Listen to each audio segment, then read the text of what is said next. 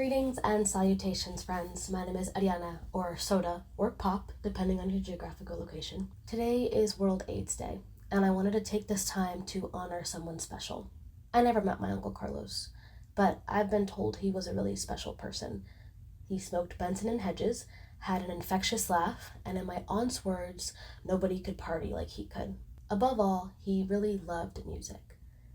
And we didn't talk about my Uncle Carlos a lot growing up.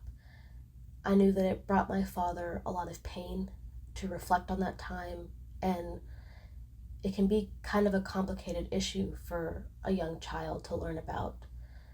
All I had of him was this picture of him by the stereo, which I now know was the perfect spot because my aunt told me this story of him, that when he was little, he would run home from middle school so that he could turn his stereo on blast for the girls walking home from school, just so he could watch them dance.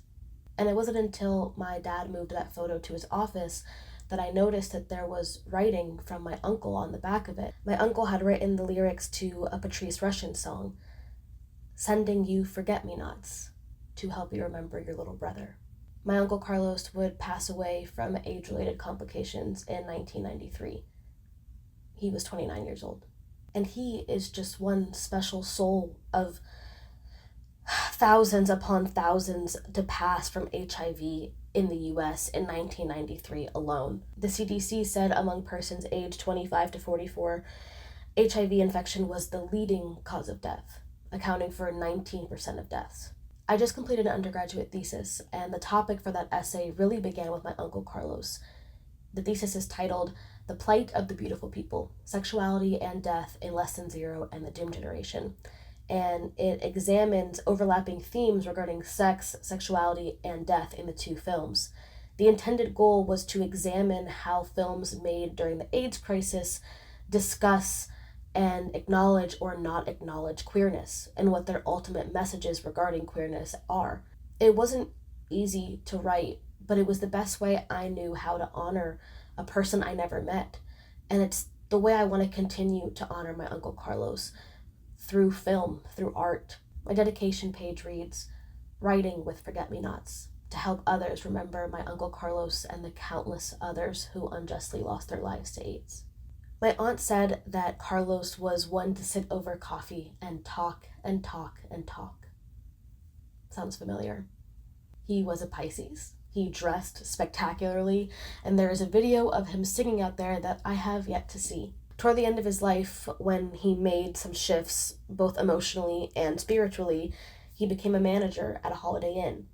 He became close with a church that would wind up paying for everything: his hospital stay, his funeral. They said he was rich in those who loved him. This past week, I had the immense privilege to attend a Q&A hosted by Gallica, which is the Society of LGBTQ Entertainment Critics that I'm a part of, and it was in honor of the 1989 film Longtime Companion. Written by Craig Lucas and directed by Norman Renee, it follows a single day in the lives of a group of friends living in New York City, and it does so across 9 years, 1981 to 1989, to follow how the AIDS crisis affects them, as most of them are gay men. It was the first film about AIDS to undergo a wide theatrical release, and it won the 1990 Sundance Audience Award. The Q&A, featuring writer Craig Lucas and actors including Bruce Davison, Stephen Caffrey, and Dermot Mulroney, was unlike anything I've ever experienced in film thus far.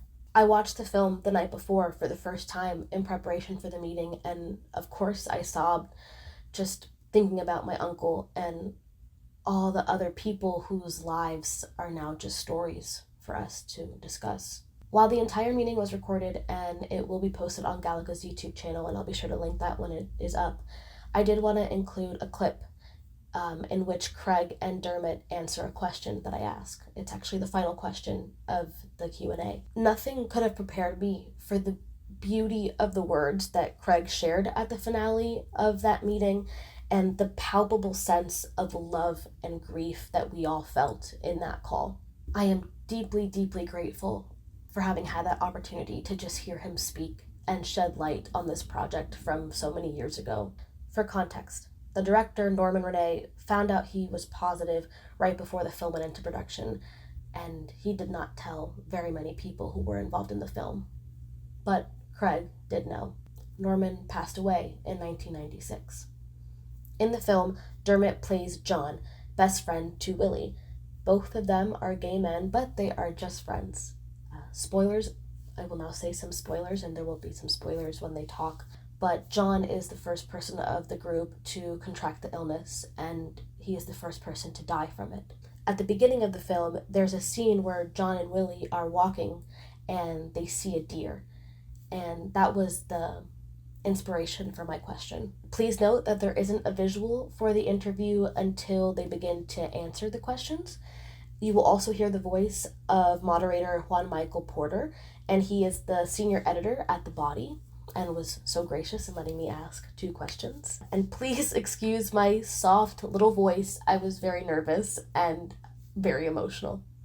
Thanks. So the movie is very much about romance and the loss of romantic partners, and so it's very telling that John's death, which happens first, and as Juan Michael so brilliantly talks about, happens without a lover, and others talk about John as if he's like this loveless, careless early stage loss, but honestly, Willie is the most intimate relationship he has, and their embrace is so special. And I keep thinking about that scene at Fire Island when he's walking with Willie and he sees the deer, and it's so beautiful. And so my question is for Craig or Dermot or whomever, did you always know that this first friendship would be the beginning point of the film, and why do you think it's significant that John sees this deer and shares this moment with Willie, not by himself?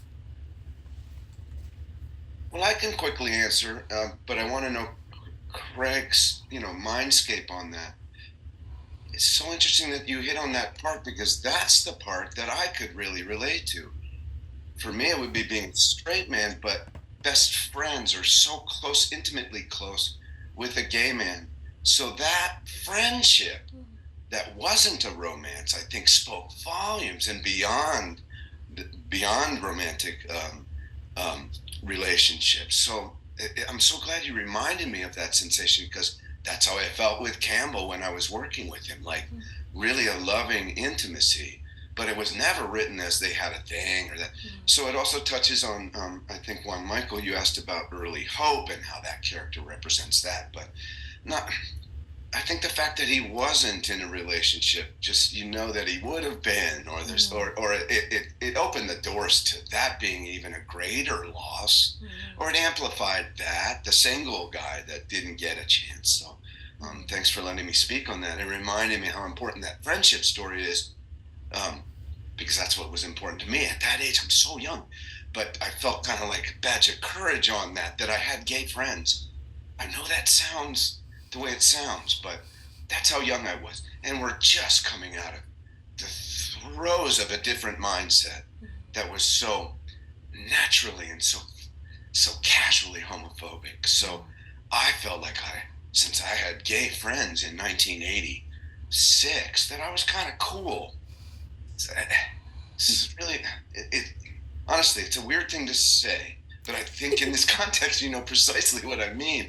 So I honored that in that performance, and I felt a kinship that I knew other people my age who maybe were straight didn't have. So anyway, it's a tiny little nuance, but yeah, to share.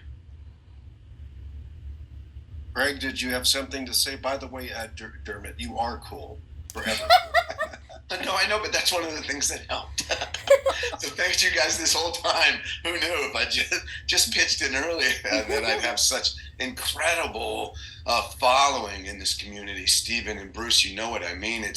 There's the gay film community, and then there's us. So it's really something. It really is kind of a badge of courage that I share with such honor with you and with Campbell and with the rest of that cast, of course. Greg, would you like to finish us up? Norman was my best friend, and he was incredibly funny and original, not like anyone else. And there's something profoundly romantic about a best friend when you're finding your way in the world for the first time. I was a really late bloomer. I didn't understand anything. And Norman kind of walked me through like how to be in the world, you know? I miss him every day. And I carry him with me. And Willie and John are a duo in the world.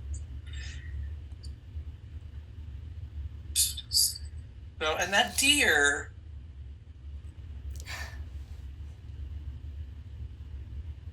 I moved up to the country right before we made this movie, and I was driving up here with Norman, and I said, "It's so funny.